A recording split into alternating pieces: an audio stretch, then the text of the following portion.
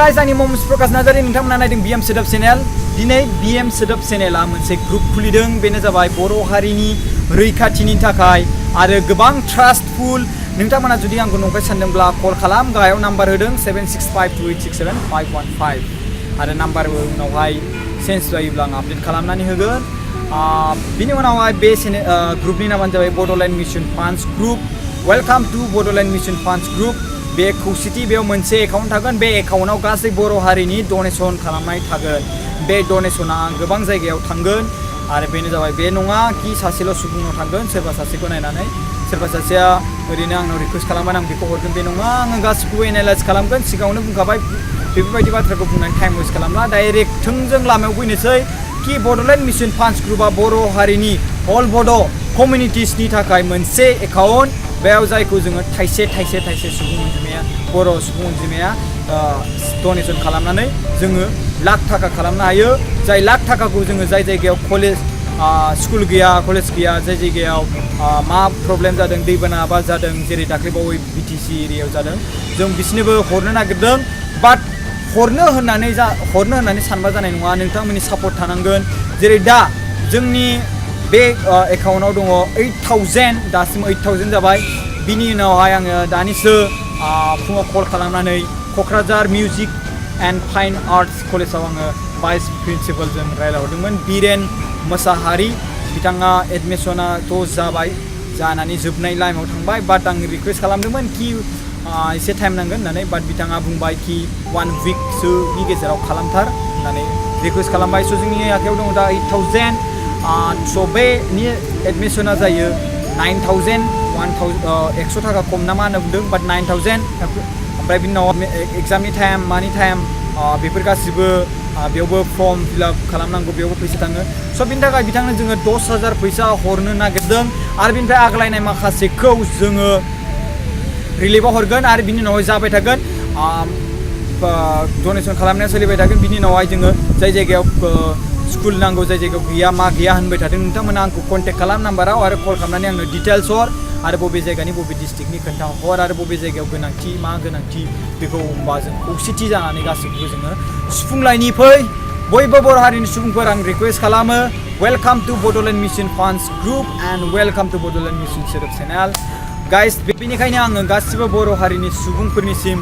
request गोसो गोरबोजों खालामो Bodoland mission फान्ड्स ग्रुपनिफ्राय कि गासिबो बर' हारिनि सुबुंफोरा आउट अफ आसाम जा आउट अफ आसामानो जा आरो आसामनि सिङाव थानाय गासिबो बर' हारिनि सुबुंफोरा जाय डिस्ट्रिक्टआव थायो क'क्राझारानो जा चिराङानो जा बाक्सायानो जा आरो बिनि उनावहाय जों सनितपुर दिखियाजुलि बिश्वनाथ आरो गहपुर आरो बिनि उनावहाय लखिमपुर आरो धेमाजि आरो बिनि उनावहाय सिलाफोथार जुनाय जेसेबांखिनि बर' हारिनि थानाय डिस्ट्रिक्टआनो जा बिथांमोना आंखौ इनफरमेसन हर जाहाथे आङो बेखौ जे बर' हारिनि सुबुंफोरनि सिगाङाव लाबोनो हायो आरो माखासे सुबुंफ्रा डनेसन होनो हायो कि बबे जायगायाव स्कुल बा माबा मोनसे प्रब्लेम जादों औवानि थेरेनि हाबलाय जिलाय जादों बेयाव जोङो स्कुल मोनसे गायसनगोन आरो कम्पिउटार गंसे होगोन आरो बेफोरबायदिया आं बुंनायजोंल' जाया नोंथांमोनाबो सापर्ट खालामनांगोन नोंथांमोननि खुगाजोंल' जाया आरो आंनि खुगाजोंल' जाया प्रेक्टिकेलि जोंनो फैसा नांगौ बेखौ बयबो मिथिगौ बाट फैसाया बे नङा कि नोंथांनिफ्राय जोङो गोबां फैसा बिदों सिर्फ थाइसे थाइबा बा जेसेबां होनो हायो नोंथांमोना बे नोंथांमोननि गोसोनि सायावसै दिनै आं मोनसे बाथ्रा बुंनो सानदों कि जोङो बर' हारिया बड'लेण्ड स्टेट नांगौ होनना बुंबाय थायो बाट जों बड'लेण्ड स्टेट नांगौ होननानैनो दिनै पलिटिकेल पार्टि मा पार्टि आबसुनि पार्टि मा पार्टि आबसुआ मोनसे अर्गानाइजेसन बेखौ पलिटिकेलाव लांनो नाङा बाट दाख्लैबावैनि गेजेराव जोङो बेफोरखौ जेबो साननो नाङा बेफोर मोनसे गोनांथि स' बेफोरखौ आंनि माहा बियो माबा मोनसे जादोंब्ला बिसोरनि जानानै बाट जोंनि बिसोर गासिबो बर' हारिनि मोजांनि थाखायनो मावदों दिनै बड'लेण्ड मिशन फान्ड्स ग्रुपआ बैफोरनि दारैनो जों मोनसे एक्सट्रा गुबुन बाथ्रा साननानै फैदों बेनो जाबाय जोङो सरकारखौ नेनानै थाला जोङो खौसेथि जानानै खौसे लानानै दिनै जोंनि बर' हारिया 1.5 मिलियन माने 15 लाखनिबो सुबुं अनजिमाया पपुलेसना दङ स' नोंथांमोना साननानै नायदो बे 1.5 मिलियनसनिफ्राय जों जुदि थाइसे थाखा खाङोब्ला 15 लाख जायो थाइसेयाव अब्ला साननानै नायदो जोङो बबे जायगायाव स्कुल गायसननो हाया बबे जायगायाव जोङो कलेज गायसननो हाया स' नोंथांमोननि डिसाइड नोंथांमोननि थांखि जे नोंथांमोना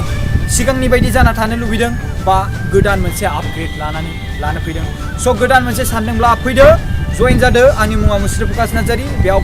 गासिबो लाइभ स्टेटास खालामगोन एकाउन्ट बेयाव रावबो जाखुमानाय गैया आं हारसिं नायगोन आरो सापर्ट आरो नोंथांमोननि नांगौ आरो आं खालामगोन बेयाव गोबां मानसि दैदेनग्रा थायोब्लाथाय बिराद गोबां गुलाय गुजाय जायो स' नोंथांमोना जास्ट आंनो सापर्ट खालाम इनफरमेसन हर आरो डनेसनाव थाइसे हरबाबो जेबो गैया आरो नोंथांमोननि सायाव आङो दिन्थिबाय थागोन लाइभ बेसेबां बे मासाव जाबाय थादों स' दिनै जोङो प्रकाश बर'नो 10,000 फैसा हरनो नागिरदों बिथांनि Kokrajhar music and fine arts कलेजाव आङो दा दहायो प्रिन्सिपालजों भाइस प्रिन्सिपालजों रायलायबाय बिरेन मोसाहारि सारा बुंदों एडमिसनाथ' जोब्बाय बाट जोंनो सप्ता मोनसे होदों स' जोंनि आखायाव दा 8,000 दङ 8,000 स' जोंनो नांबावगौ 2,000 स' बै 2,000 फैसाखौ जोङो मोनबाथाय बेनो हरनोसै बुधबारसोआव बिस्थिबारसोआव बिनिखौ एडमिसन खालामनानै होनोसै दिनै नोंथांमोना सानदों जानो हागौ कि जोङो रिलिफआव हरग्रोनांगौ बा बे एडमिसनखौ बे गथ'नो उनाव हांगोन बाट बे रिलिफआव गोबां दुखु सह जादों येस आं मानियो नोंथांमोननि बाट नोंथांमोना सानना नायदो एडमिसननि टाइमा गैला स' बिथांमोनखौ जोङो नेक्स्ट मान्थआवबो जोङो हेल्प खालामनो हायो हेल्प होनो हायो मदद होनो हायो बिसोरथ' खारनानै जेरावबो खारना थाया स' जों बिसोरखौ जोङो जुदि फैसाया जुथुम जाबानो जोङो बिसोरनो नेक्स्ट मान्थआव जोङो हेल्प होनो हायो नोंथांमोना बेबायदि साननानैल' जानो हाया साननायजोंल' जानाय नङा कि अके बिथांमोना बड'लेण्ड मिशन फान्ड्स ग्रुप फैबाय बिसोर हेल्प खालामसिगोन बिदिनो जानो हाया नोंथांमोननि डिउटिया बेबो कि नोंथांमोना सापर्ट खालामनांगौ बेनो जाबाय डनेसननि सायावबो आरो बिनि जायगायाव नोंथांमोना आंनो खौरां इनफरमेसन हरनाय बबे जायगायाव मा जादों बेनो जेरै हमना ला बबे जायगायाव स्कुल नांगौ बा माबा मोनसे जादोंब्ला अब्ला थांनानै आङो नायहैनानै येस डेफिनेटलि बानायथारगोन आङो बे राहाखौनो लादों येस गेरेन्टि नोंथांमोना जुदि जुदि सापर्ट खालामोबा आङो 100%आव 200% आङो जिम्मेदारि रेसपन्सिबिलिटिजों गेरेन्टि हिसाबै नोंथांमोना जुदि नांगौबा लिरलायनानै होगोन आं नांगौबा जेलाव थांगोन आं बेखौ बुङो आङो नोंथांमोना जुदि नंखाय सानदोंब्ला नोंथांमोना खालि सापर्ट खालामनांगोन बास सापर्ट आं बुंदों सापर्ट आं गेरेन्टि होयो सापर्ट खालामाबा जों जानाय नङा नोंथांमोना जुदि सापर्ट खालामोब्ला जोङो सरकारनिफ्राय जेबो गोनांथि गैया आं बुंदों 1.5 मिलियनसआव 15 लाख सुबुं अनजिमा दङ बिनि गेजेराव जों थाइसे खालामोबा 15 लाख जायो मासाव अब्ला जों जुदि थाइबा जों खालामोबा 30 लाखसो जायो जुदि 30 लाखसो जायोब्ला अब्ला जोङो गंसे स्कुल एलपि स्कुल दानायाव 2 लाखसोखौनो थाङा गंसे कम्पिउटार जों होबोगोन बा गंनैखौनो होबोनो हायो अब्ला जों सानना नायदो आसामाव बेसेबां जोङो स्कुल गायसननो हायो स' बिनि थाखायनो आङो जानुवारियाव नोंथांमोना जुदि सापर्ट खालामबाय थायोब्ला आं नायगोन बेसेबां सापर्ट खालामो सापर्ट खालामबाय थायोबा जानुवारियाव आं मोनसे मिटिं खालामनो नागिरदों बिराद मोजां मिटिं जे बयबो बर' हारिनि सुबुं अनजिमा बे नङा बे एबसुनिफ्राय नङा बे पलिटिकेल पार्टिनि मिटिं नङा बे आंनि दारै बड'लेण्ड मिशन सोदोबनिफ्राय दाजानाय बड'लेण्ड मिशन फान्ड्स ग्रुपनि दारै बानायगोन बयबो बड'लेण्ड मिशन फान्ड्स ग्रुपआव जाय मानसिफ्रा जइन जादों जाय मानसिफ्रा सापर्टार हेल्प खालामग्रा मदद होग्रा बिसोर गासिबो सुबुं अनजिमाया फैनानै खौसेथि मिटिं जागोन बेयाव आरो बेनो जाबाय जोङो डिसकासन बेयाव गोबां थांखि दङ सावरायगोन आं जायगाखौ डिसाइड खालामगोन बबे जायगायाव खालामनाय जायो सिगांग्रो आङो स्टेटासखौ नायग्रोन जे मानसिफ्रा हेल्प खालामदों ना खालाममाराखै आरो जों मोनसे मिटिं खालामनायाव जोङो नायगोन कि बेसेबां फैसा थाङो ओरैनोथ' जोङो जुदि बर' हारिनि गेजेरावनो जोङो जुदि माइकफोर मिउजिकफोर जुदि लायोब्ला बेफोराव जोङो रिकुवेस्ट खालामलायनानै जोङो एसे खमावनो जोङो जानो हायो स' बेफोरखौ उनावहाय बाथ्राखौ रायलायगोन बाट नोंथांमोननि सिगाङाव सांग्रांथि आरो खोथा होग्रोदों जे जानुवारियाव जोङो जुदि मोजाङै जोंनि कालेक्सन खालामबाय थायोब्ला जोङो मोनसे कलेज स्कुल गायसनगोन बबे जायगायाव गोनांथि जादों बबे जायगायाव मोजां बेखौ फर एग्जाम्पलनि थाखाय जे बड'लेण्ड मिशन फान्ड्स ग्रुपआ फैदों आरो दाजादों कि बड'लेण्ड बर' हारिनि थाखाय जि BTC एरिया सिङाव थानाय बा आउट अफ BTC सिङाव थानाय जों फैसाखौ वेस्ट खालामा डिसाइडआ आं खालामगोन सिगाङावनो बुंखाबाय बबे जायगायाव हेल्प खालामनांगौ नोंथांमोना आंनो खौरां हर इनफरमेसन हर आं बेयाव डिटेल्सआव आं बेरायगोन थांगोन आरो बेयाव डाइरेक्टलि होगोन बाट नोंथांमोना सिर्फ थाइसेल' आं नोंथांनिफ्राय बारा बियाखै आरो बांद्राय अभार दुगा जानानैबो दाहर कि 1000 1500 200 300 बेफोर दाहर बाट जुदि थाइसे हरोब्ला गासिबो 1.5 मिलियनसो हरोब्ला 15 लाख जाखागोन आं बेखौ गेरेन्टि होयो जुदि हराब्ला जानाय नङा बाट हरबासो जागोन बेसेबाङा स' नोंथांमोनखौ आसा खालामो हेल्प खालामगोन जाय जेसेबां हायो खालाम कि हेल्प खालामनायाबो बिदि नङा कि नोंथाङा गावनि उदैखौनो गारनानै हेल्प खालामनाय नोंथाङा नोंथांनि उदैखौ नायग्रो बिनि उनावहाय हेल्प खालाम स' आं बेखौनो बयनिसिमबो रिक्वेस्ट खालामनानै बुङो कि खौसेथि जानायनि लामाया सफैबाय सरकारखौ नेबाय थाजाला जों जुदि सरकारखौ नेबाय थायोब्ला गोबां टाइम लागोन आरो बिनि उनावहाय माखासे जोंनि खाथियाव थानाय बर' हारिनि एगेन्स्टै सोरजिजानाय अबर' सुबुंफ्रा जौगानानै बेसेबांबा गोजौआव सहैगोन आरो बिसोरनि खिथु जों खारनो गोनां जागोन बाट बे डिसिसन बे थांखिखौ लानानै जोंनि बड'लेण्ड मिशन फान्सआ फैयाखै जोङो खौसेथि जानानै जों मोनसे लागोन आरो बेनो जाबाय दिनै जोंनि आं बेखौ थेंक्स खालामो जे सोमदोन सासे मानसिया 1000 डनेसन खालामदों बिथाङा कलबो गैया रिसिभबो गैया स' बिथांखौ आं रिक्वेस्ट खालामो आंखौ कल खालाम आं नोंथांखौ थेंक्स जासिनो लुबैदों बिरादनो नोंथाङा बिराद मोजां खामानि मावदों आरो बे नङा कि नोंथाङा 1000 डनेसन खालामदों बिनि थाखाय आङो बुङाखै जे नोंथाङा गोबां फोथायनानै जे एसेबां हरदों बिनि थाखाय आङो गोबां मोजां आंनि रेसपेक्ट होनायनि थाखाय आं बेखौ बेनि थाखायसो आं नोंथांखौ कल खालामजानो लुबैदों आरो रायज्लायदों गाबोन सानदेआव मानसिफ्रा कल खालामनो हासै आंखौ सानदेआव आङो फ्रि थायो माखासे दिनाव आरो 3टानिफ्राय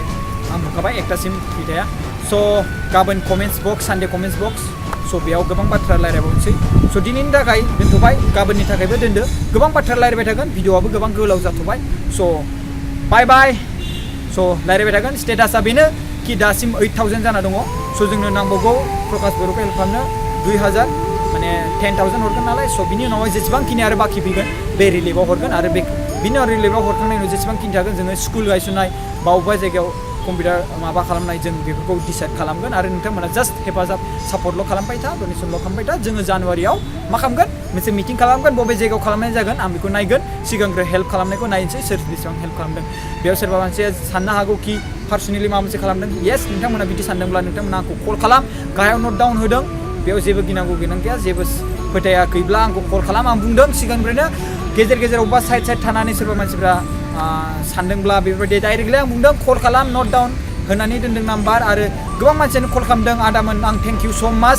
सोरबा गोबां मानसियानो आर्मि इण्डियान आर्मि सोरबा जम्मु काश्मीराव थानाय सुबुंफ्रा नेटवर्क गैयाबाबो खस्थ' खालामनानै फन हरदों दिल्लीयाव थानाय आरो सोरबा मास्टार गाहाम मावनाय बिसोर मानसिफ्रा स' थेंक इउ स' माच नोंथांमोना बर' हारिनि थाखाय एसेबां सापर्ट खालामनो सानदों स' दासिबां 75 सुबुङा सापर्ट खालामदों आरो आंनि भिडिअ'आव साबस्क्राइबारा गासै 26,000मोन बाट साननै जाबाय दिनै दा साननैनि एसे खावसे बारबावोसो बाट एसेबांसिमखौ 75 सुबुंखौ आङो दा हेल्प मोनदों आरो आसा खालाम आङो एसे गोबां मोनबावगोन हेल्प स' जेबो नङा हेल्प खालामबाय थागोन बुजिलायगोन फोथायलायगोन गाव गावनिखौल' साननांला थाइसे थाखाखौ जों ओरैनोसो गारो गाज्रि मोनलायनो नाङा आं माबा मोनसे गोरोन्थि बायदिसिना बुंदोंब्ला बाट आंनि बुंनायनि स्टाइलखौ सान आरो मोनसेल' भिडिअ नायनानै आंनि बाथ्राखौ दा सान गोबां भिडिअ दङ आरो आंनि मा बाथ्रा सोमोन्दै सोंदों गाबोन आं खोन्थागोन स' थेंक इउ गाइस फर वाचिं माय video help me and support to my groups that Bodoland Mission Funds group just only with 1 rupees because जों जागाना सिगारो बाय बाय